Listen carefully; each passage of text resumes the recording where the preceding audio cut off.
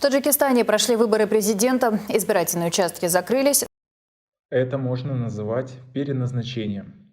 Досмотрите это видео до конца, и вы узнаете, как прошли выборы и что о них говорят эксперты.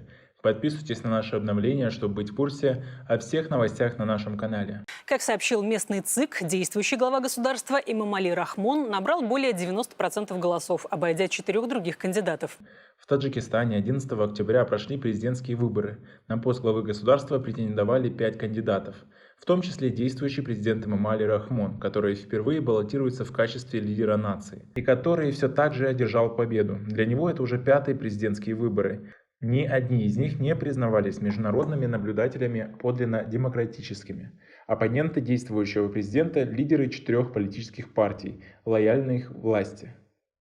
Об особенностях президентских выборов в Таджикистане рассказал бывший замминистра экономики этой страны Каримджанов Ахмедовым. Я думаю, что выборы 1994 года в этой постсоветской эпохе были первые и последние, потому что после выборов 1994 года выборов не было. Это можно назвать было переназначением. А все остальное, то, что было показано, альтернативность, так же, как и на этих выборах. Это просто были декорации для того, чтобы показать клептократический режим демократическим и ориентированным на те ценности, которые должны иметь место в этих процессах, не более. Во-первых, это были выборы, когда гражданская война была в самом разгаре. И это были протестные выборы. Люди не голосовали за Абдулладжанова. Люди голосовали против Рахмонова. Вернее, даже не против Рахмонова, а против того, чтобы привнес Народный фронт в эти процессы.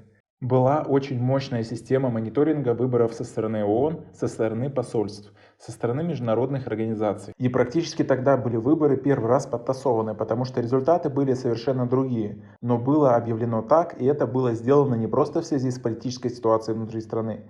Это было также немного спроектировано извне. Я, как человек, который делал для Абдулладжанова экономическую программу, общался со многими представителями, в том числе российскими. Они говорили, если вы выиграете выборы, ответьте на один простой вопрос. Как вы сможете въехать в Душанбе, когда там сидят вооруженные люди, которые взяли эту власть? Ну, вы знаете, Таджикистан – это страна, где региональные проблемы на уровне кыргызских, и обойти эту проблему или закрывать на нее глаза просто невозможно. Один клан взял власть, и этот клан эту власть просто так не отпустит. Страна до сих пор без национальной идеи. Нет ориентиров, она постоянно оглядывается назад, ищет свое место. Это долгий процесс. Как вы относитесь к таким словам? Свои ответы пишите нам в комментарии под этим видео. Согласны ли вы с ним или нет?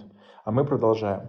Дело в том, что правящий клептократический режим все время возвращается к гражданской войне, которая была. Я бы не назвал ее войной, это просто внутринациональный конфликт. И это очень давит людей.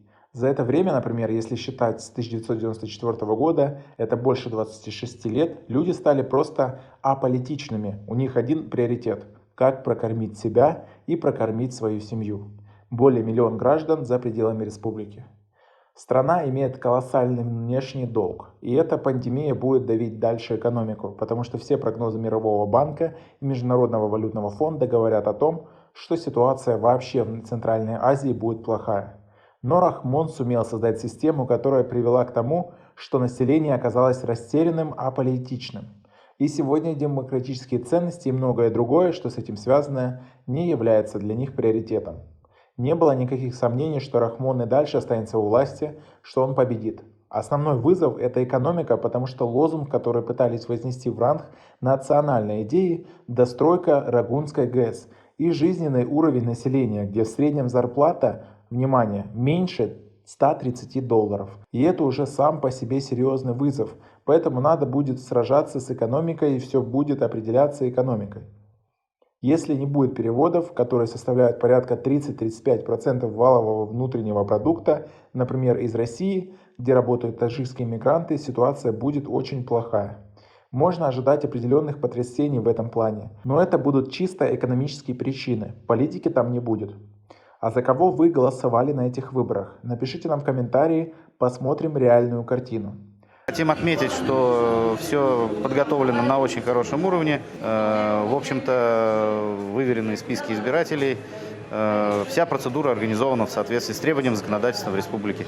На этом у нас все. Оцените наше видео подпиской и лайком.